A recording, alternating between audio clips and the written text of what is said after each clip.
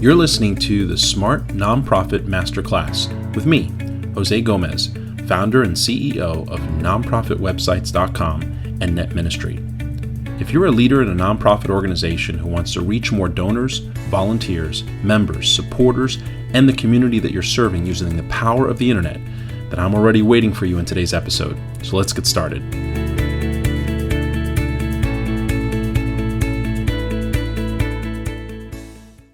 All right, hi everybody. We are excited about this next episode of the Nonprofit Masterclass.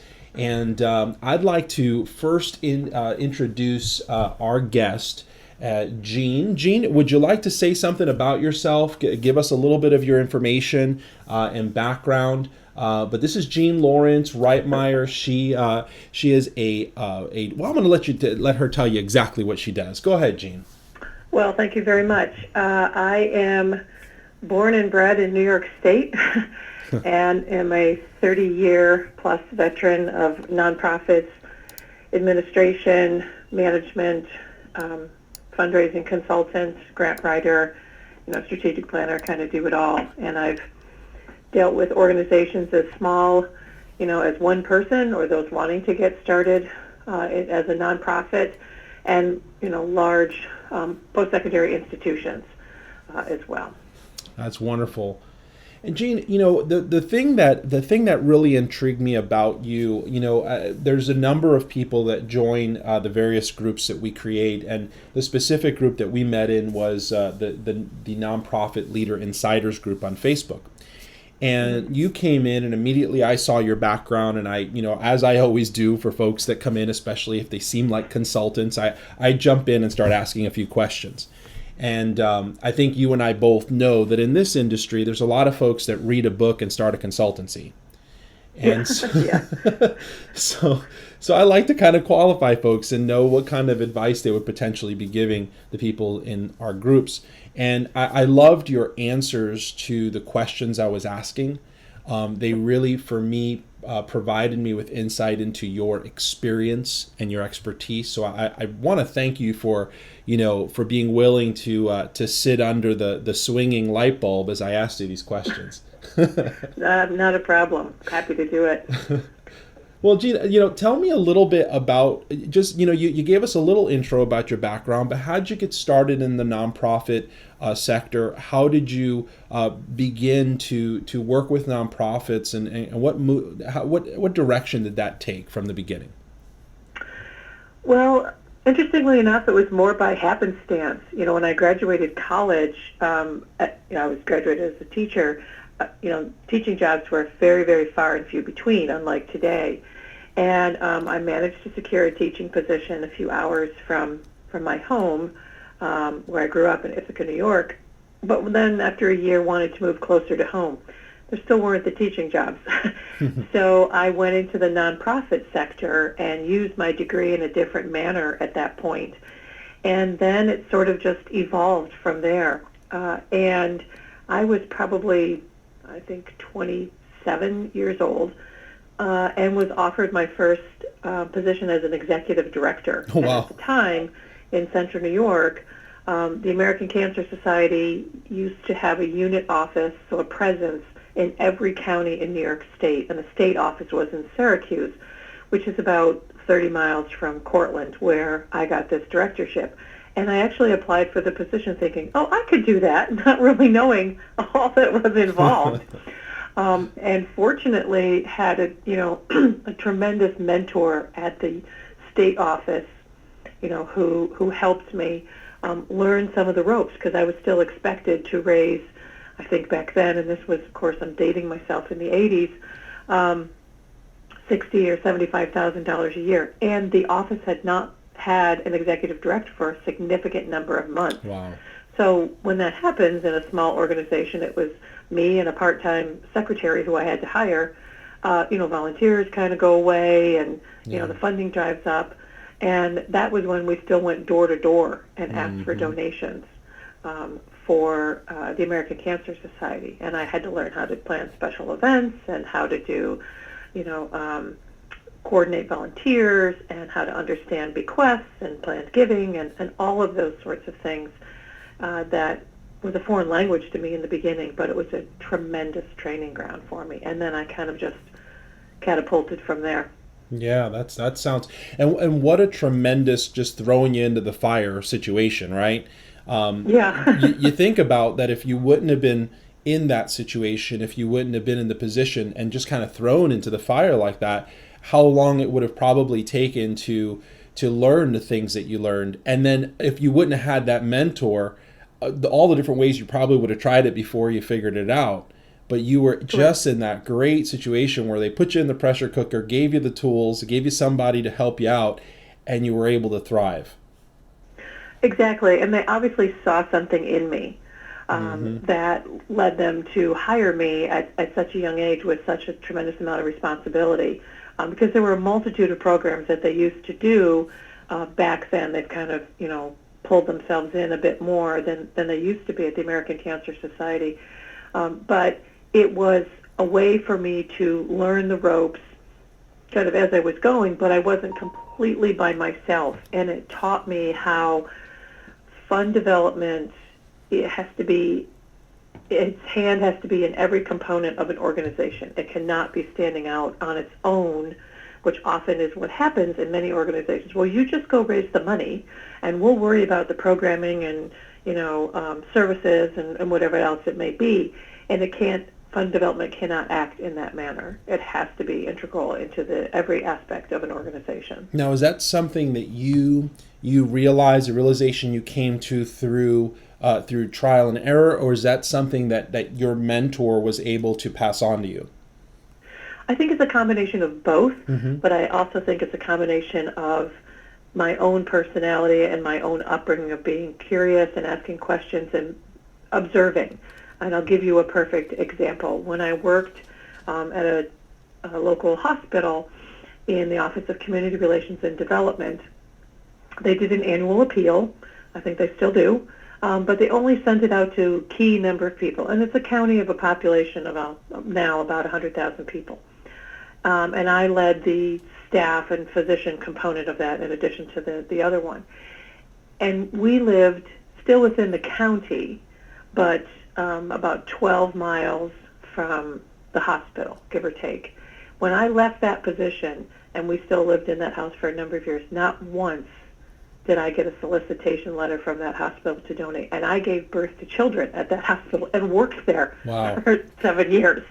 So they only were, Ithaca-centric as far as, well, we'll just ask the wealthy people to give us money, not understanding the complexity of who their consumers were of their services and how they could cultivate them. So it was a matter of me saying, wait a minute, this doesn't make sense.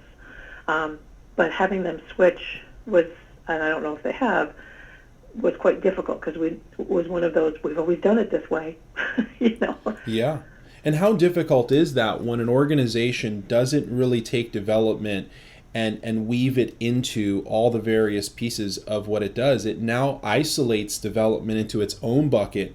Now has zero momentum. You have to sit there and constantly churn that wheel instead of moving it through the organization. Still have some dedicated efforts to development, but weave the culture of development throughout the organization. Is that what you're saying?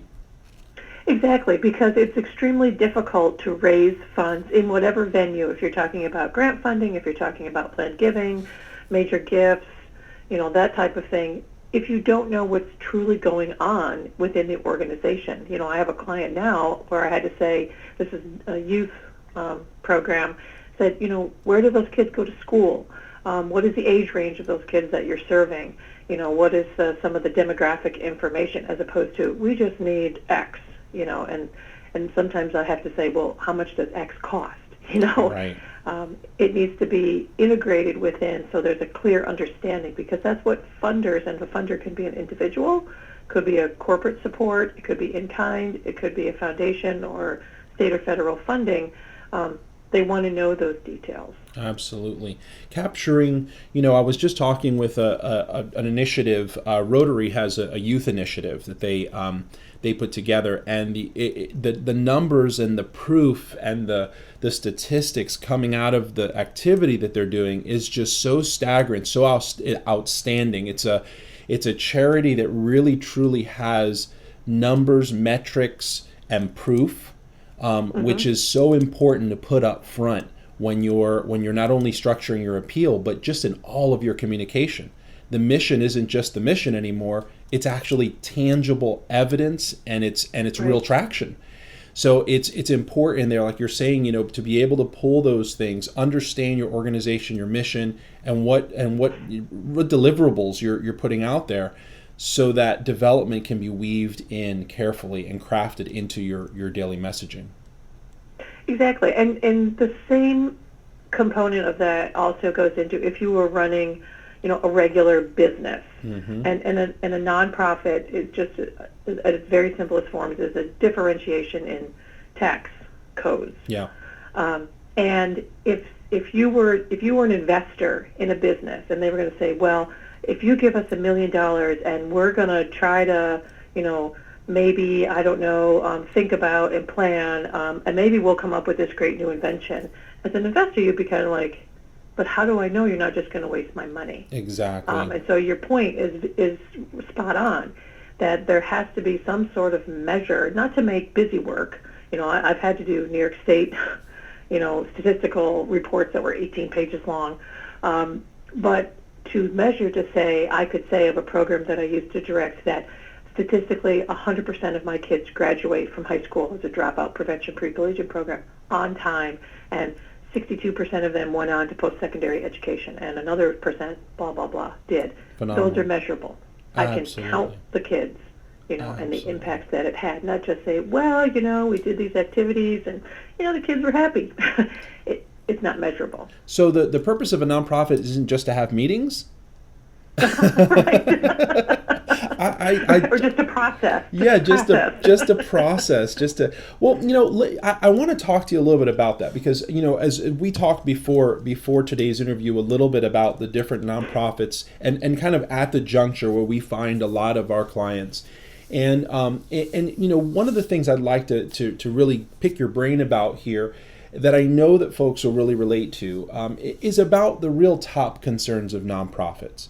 And we know that they're at the top of the ladder of these concerns. Funding is always the top one in just about any survey that's done.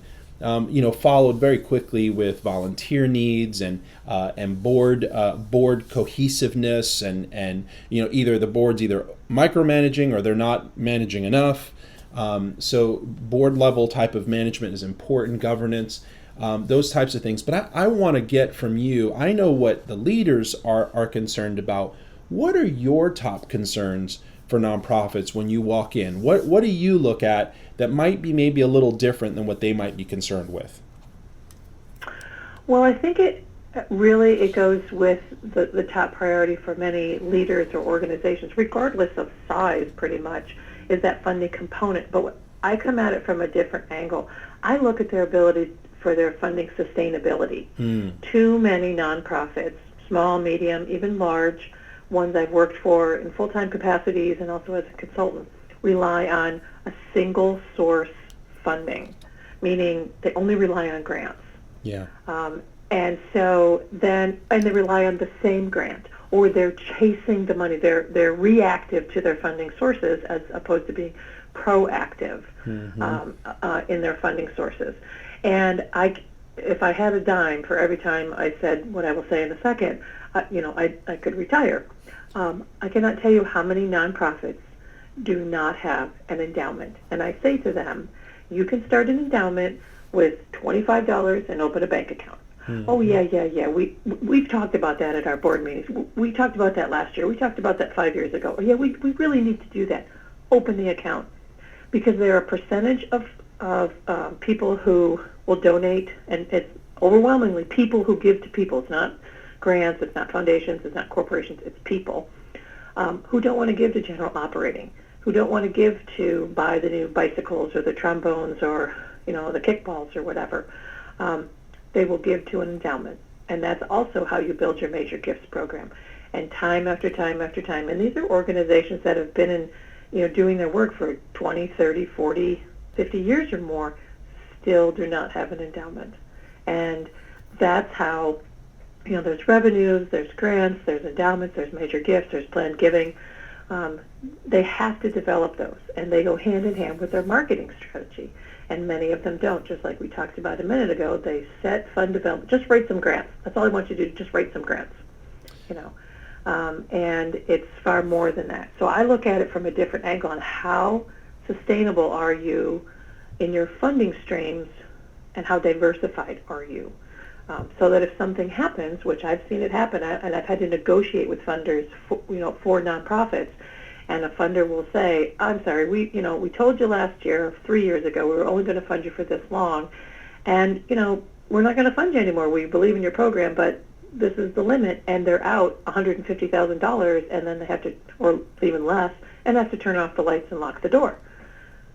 Yeah, absolutely. And I find that there's two. This is such an important point that you're making, Gene, because so many times nonprofits, the leaders and the founders of nonprofits, they'll start a nonprofit for a project or for a specific idea. And so their interest is very short-sighted. They want to just fund the next project or fund the next component of their vision, because at the beginning stages, buying a building seems like a huge deal. But in the scope of the next 100 years that this nonprofit may be around, that's a very small piece of a very large puzzle, isn't it?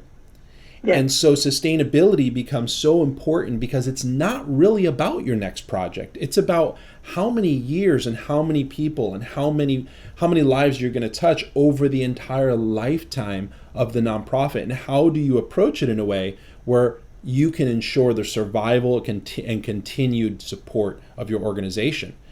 But I also find that too, it does tie together with the way that individuals are educated about finance. And so they approach the nonprofit a lot of ways like they approach their own finances. We're trying to just buy the next car. We're trying to fund the next thing, instead of looking at a lifelong career, looking at a lifelong retirement plan, looking at the way that money operates and making money with money, building investment income. And a lot of that is really what you're hitting the heart of, is how do you create something that's sustainable, that's long-term, and still funded in the short term? Exactly, and they're often robbing Peter to pay Paul. And I came across an article just the other day. I don't remember the source, unfortunately, because I read so much. And I think it was Chronicle of Philanthropy, and it was about one of the biggest issues that, is hitting nonprofits is that they're not paying their payroll taxes. Because the money comes in, they need it over here, and they're moving it that way, and they have to, and so then it comes due, and they're like, we don't have that. So they just, okay, well, we'll deal with that later. We'll put that in the back closet. We won't deal with that. And that so many of these, particularly small to medium-sized nonprofits, are just not, their idea is great, what they want to do is great, but they also often try to operate in isolation, in the fact that what else is going on in their community, and how can they collaborate with other community members who have like or shared services, or have, their population can benefit from what this new or whatever small organization might be doing. And so they think they're the only ones, who've ever thought of this. And then they get themselves fiscally into trouble. And so then programs start dropping, or staff starts getting laid off, or they cut their hours, or whatever it may be. And pretty soon, they close up shop. And I know for me, 20 years ago, I was a director of youth services at a community action program. And this wasn't our fault, but we applied for our federal award, which we had gotten in previous cycles. And Cortland County, New York, is a rural county. I tell people there used to be more dairy cows than people. And there are now only 48,000 people in the entire county. But it was a categorical federal grant from Department of Health and Human Services. And so the population of New York State had gone down. This was, in the 90s.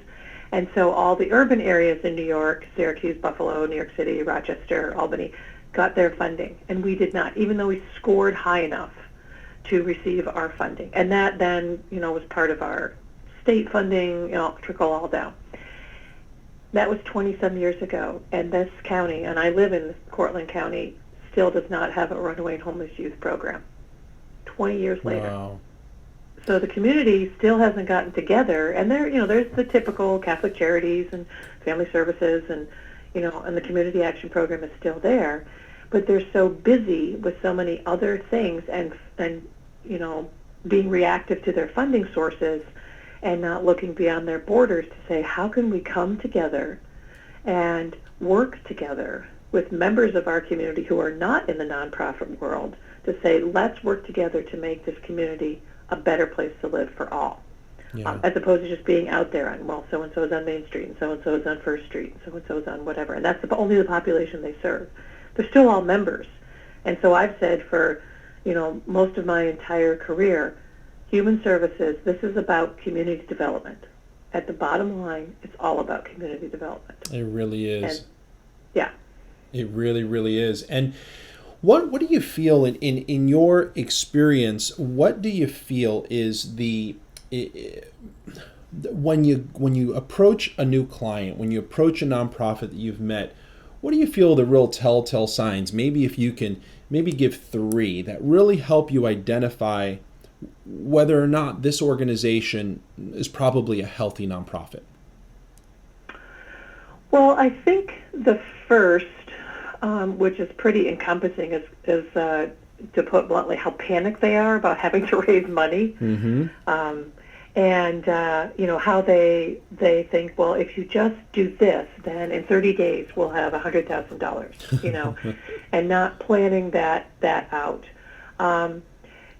And also that, like I talked earlier about the diversification of their funding and the stability of their funding and that sustainability of it, and that they've relied on so few sources of funding throughout their 5, 10, 20-year or more history and stuff.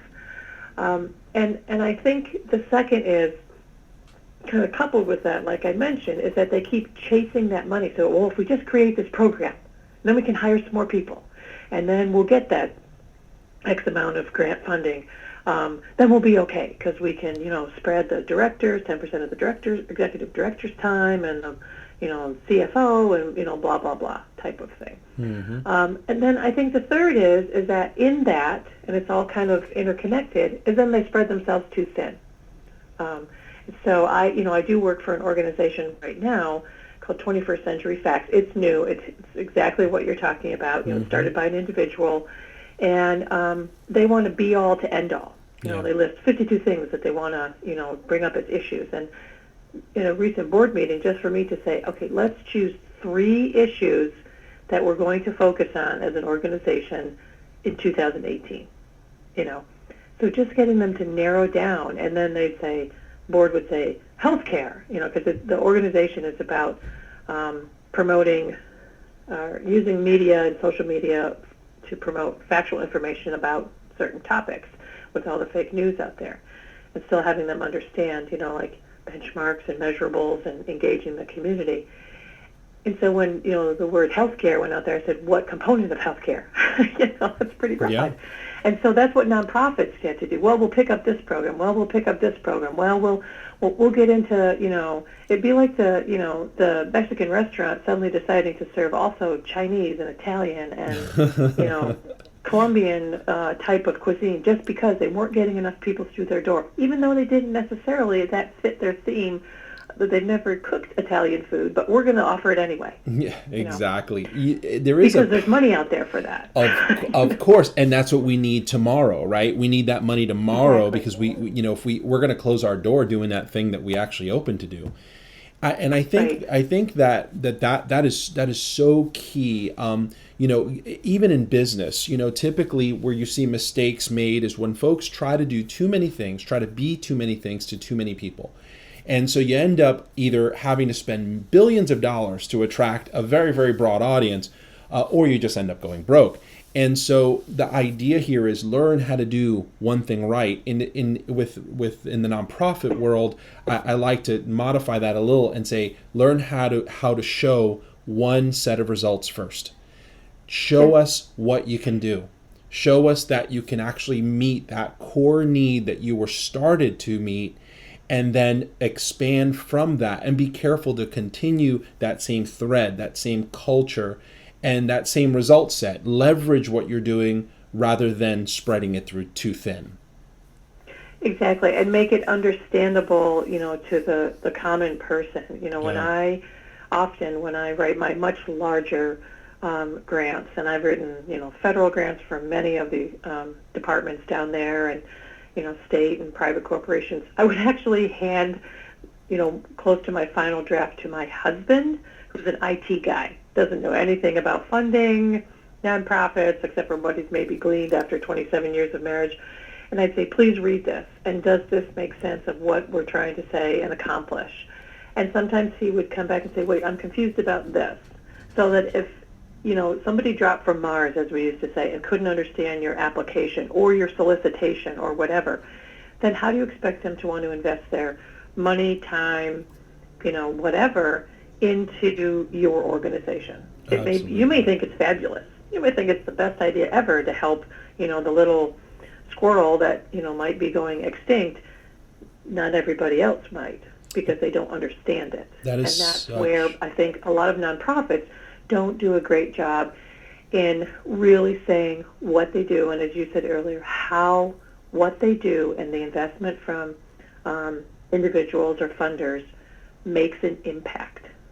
And that so makes important. the world better. Isn't that what we want? We used to say, when I started so many moons ago, we hope to put ourselves out of business in human resources. Mm-hmm. Well, I'm still here. And so are a lot of the veterans who have been around for a very long time, because we're not putting ourselves out of business. But are we making a difference?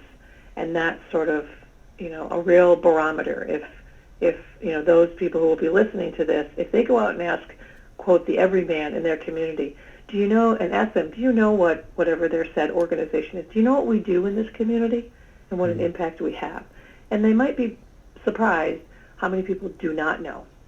So important. So important. There is a language of the community, and then there is an internal language, right? And it's very different from organization to organization. And then there's a funding language that's common among nonprofits. And for me, I find it fascinating that for most nonprofits, they don't really know when to use what language. So they start using funding language to the public, or they use internal tech speak, if I could say that phrase, to the public. And then, internally, they don't even understand the language of funding. And so I think it's so important that nonprofits do understand that, guys, you have your message out to the public. You have the plain man speak, the very very itemized and understandable message that you want to put out. But then internally, you're going to have your own process language, your own acronyms, your own way to talk and way to refer to things. You just have to make sure you understand the difference between those things.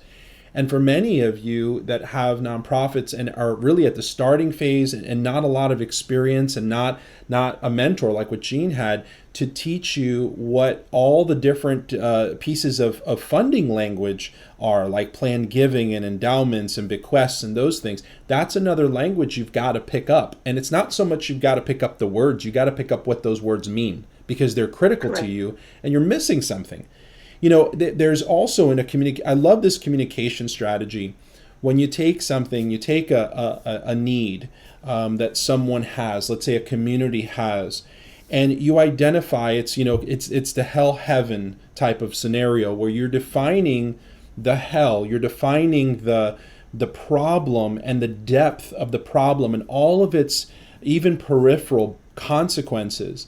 And then you're defining, what does it look like? There's now the heaven. What does it look like when those problems are solved? What is life like? What are the advantages? What are the peripheral advantages? And now your nonprofit is the prescription on getting from the hell to the heaven. So whatever that is, whether it's the 3-point strategy, or it's your 8-week course, or it's your 1 year study. But it's the nonprofit is presumably the bridge between the hell, the problems that are happening, and the heaven, what it looks like when the problem is solved. Gene, would you agree with that? I would agree with that, and that also by communicating that to the public, then the public also starts to see within their community or communities that they serve that nonprofits aren't just there for a handout, always there to say, please give us money because. And so, one of the things many years ago, again, when I was at the Community Action Program, one of the programs I was responsible for was, again, the Runaway and Homeless Program. And I actually was able to get just that program, not the whole agency, to be a United Way member, which is pretty unique.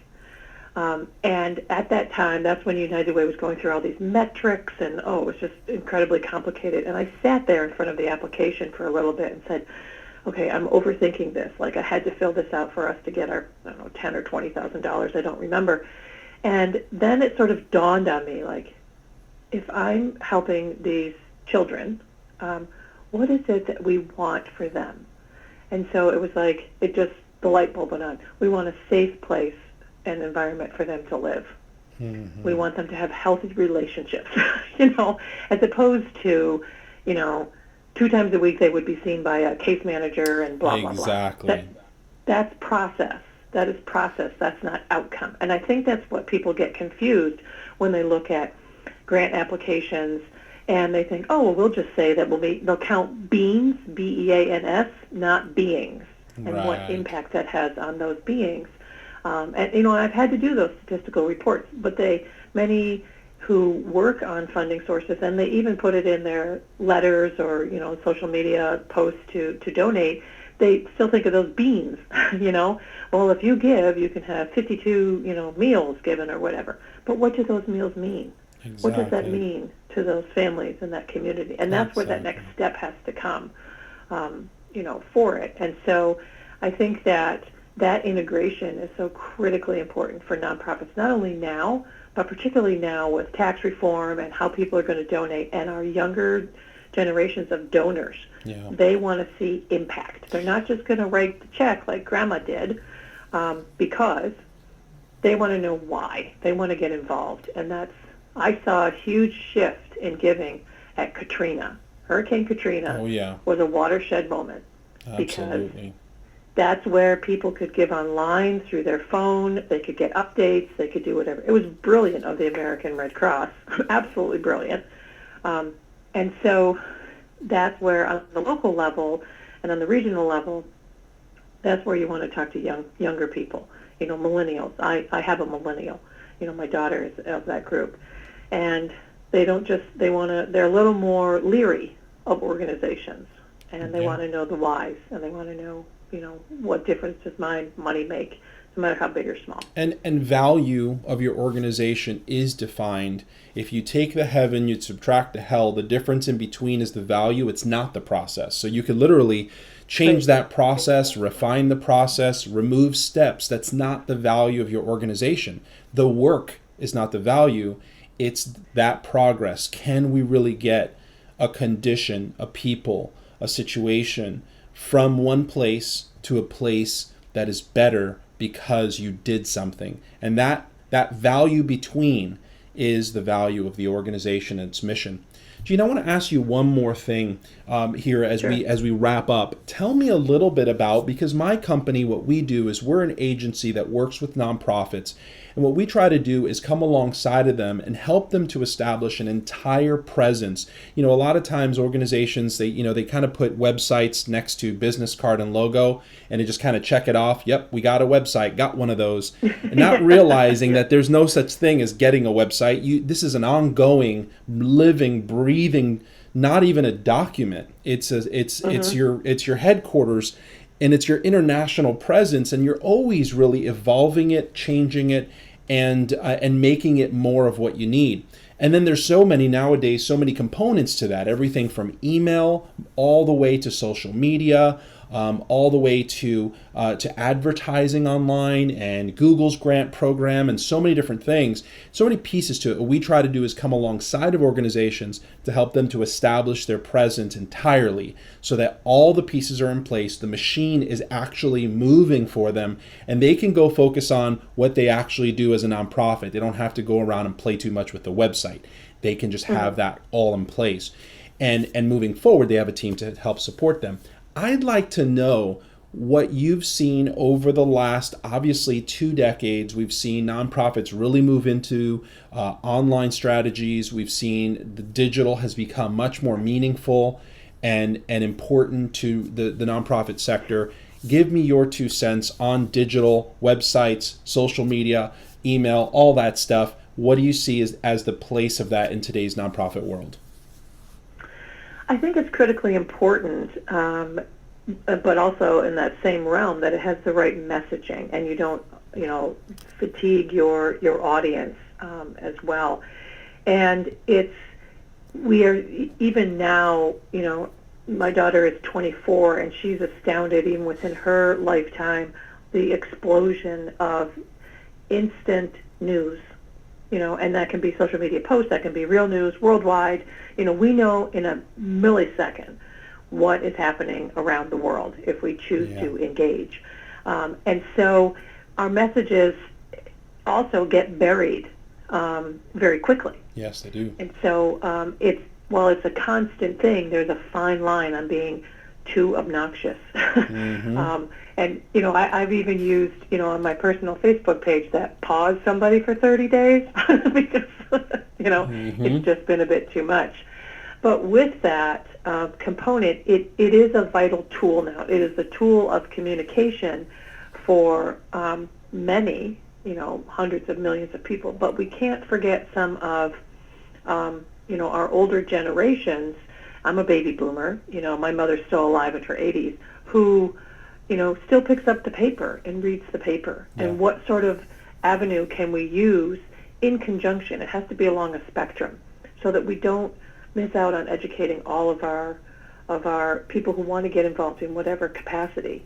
But with social media, we have a great and technology, we have a great platform. And you are absolutely right. People put up a website and they think that's it. That's all we have to do. Never even check it, for a nonprofit, and don't make it hard to navigate, and that turns people off.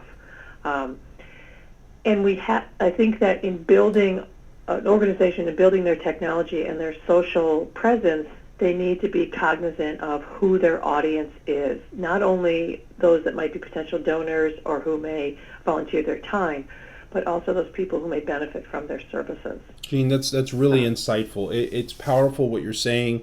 Messaging really being, and what I would add is positioning, learning how to do that. I think multi-channel strategies are really important. So, it used to be really important that you had your website together. Now it's more important that you kind of get your website going, put the pieces in place, but marry that with all the other pieces. So like, for example, social media, for example, email, for example, using things like mass phone calls.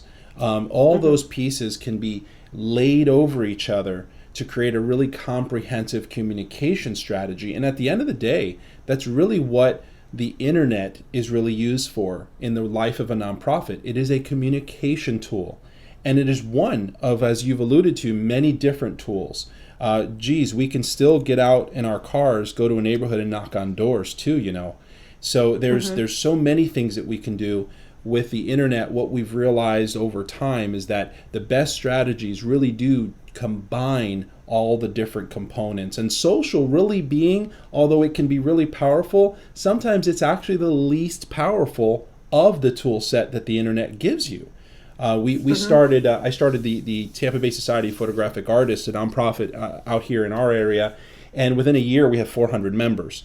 And we did that exclusively online. We have real meetings. We've done more art shows than any other group in the state of Florida in just the last 2 years. It's been a tremendous journey, but a lot of it was done purely on the internet, purely using Facebook groups, using email, using a great website that then really brought in people into our mailing list, so we were able to send out emails. We'll pack a meeting if we send the notifications by email, by phone, by Facebook. But when we don't do it, we see the result. 4 people show up at a meeting versus packing a room, right. Because we use technology versus not. So what you're saying is so important. It's that messaging, it's that positioning, but it's also leveraging the right technologies and the right channels to reach the right audience and knowing who that audience is. Right, and being respectful of that audience, in that they may not be able to, you know, what's the phrase? They may not be able to be there at all times, but they still want to be informed. Yeah, absolutely. So they may not be able to engage every single time, but they still want to be kept abreast of things. And that's even some simple things, like with a website, and there's millions of them like them for nonprofits, and you go to donate and it takes you off the organization's website, takes you to PayPal. Yeah. It doesn't route you back. Yeah. You know, there's no way to, and people won't typically sign up for the newsletters or email blasts or whatever, just like how we're doing. Yeah. So they have forgotten their donor. And in fact, I was on a website today, and there was a pop-up. I was doing some research, and it was just a short little survey. Are you a regular donor? Are you an occasional donor? Are you a first-time donor? Click the box. Yep. And they said this. They were saying, we were just trying to get some information to help us better serve you. Yeah. Brilliant. Yes. Brilliant. That is. Little things like that. There's some foundational things that every nonprofit can put in place, and then there are tactics like that. There's things you can build on, and you're always going to be building on things. You're always going to be thinking about new ideas, and there's always going to be new approaches and things that will augment your strategy. Jean, you've been really wonderful to have on today. I really appreciate your experience and sharing your expertise here for free with us. Let's go ahead and just kind of wrap up. Tell us how somebody could contact you if they need to. The easiest way, we're right in the process of revamping all of our outreach stuff, but my phone number is 607-849-4194, and I have worked with not-for-profits, across the country. At the moment, I will give my personal email, which is Jean, Jean, at classic, CLASSIC, sport, SPORT, horses, plural.com. We have a large horse farm. And then we are redeveloping our web presence and Facebook and all that, so we've taken it down at the moment. But what I focus on is, kind of the step beyond that you do. I look at an organization, and I've done so many, having been an administrator, program aspects of it and marketing aspects of it, and how that relates to funding and funding sustainability, is I'm knee deep in it, and I ask those tough questions so that they can say, well, we need to. Well, then let's make the plan. Absolutely. So mine is that action oriented to the nuts and bolts of the workings of an organization and how you raise those funds so that organization can continue to make an impact in a community. Well, Jean, I thank you so much for what you do for the nonprofit sector. I wish you a lot of success. I know you've got some years ahead of you to really make some impact, and hope to have the same level of impact that you've had in your career. Thank you so much. All right, thank you. All right, have a wonderful day. Thanks, you too. All Bye-bye. right, bye-bye. All right, folks, that's been today's podcast episode. A little bit longer than the other ones, but wanted to make sure that you got as much value as possible from today. If you have any questions, send us an email. Go to nonprofitwebsites.com. Call Jean up, get some help, but make sure that you move forward with the information that you've learned. Hopefully you've written some things down to go research, but you know what? Now is the time to get your nonprofit moving and make an impact for your community. Thank you so much for being on our broadcast. I look forward to seeing you on the next one.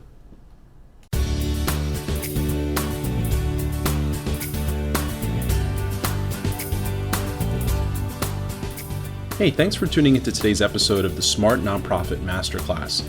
It's been a great episode, and I hope that it challenged you in some way and provided you with some tools to build, advance, and market your nonprofit. But before you go on your day, I want to tell you about a free resource. Are you the nonprofit leader who wants to raise money for your cause, get the message out, inspire and engage your board, increase the influence of your organization? Maybe you want to attract talented staff and volunteers, or keep your supporters better informed about your wins. Maybe you even want to just establish a great reputation in your service area and in your industry. But you find that you lack the funding you need, you don't really know where to go next. Maybe you're even scared of running out of money and resources before your mission is successful. Well, we completely understand your fight and how important your mission is to this world. We've worked with over 60,000 nonprofits around the world, for the last 15 years learning about how to build, advance, and market their organizations using the internet. We have a proven success formula that we've put together, and it helps organizations accomplish their mission, get more funding, find the right donors and volunteers, and ultimately get their message out around the world about what they're doing. So they don't have to shut down, suffer from insufficient funding, attract unreliable people, or ultimately fail their mission. We've got a free checklist for each phase of our formula, which we lovingly call BAM, and they're available right now at nonprofitwebsites.com. So go download what thousands of other nonprofits have already started using to become the organization that they've always really strived to be. And it's 100% free, so you can't lose. Anyway, thank you for listening and have a wonderful rest of your day. See you next time.